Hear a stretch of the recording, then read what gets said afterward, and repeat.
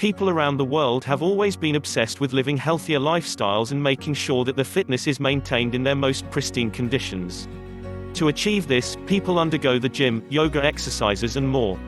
In an attempt to get in the best possible way, people are willing to push their body to the limit where the pain is not a harmful factor.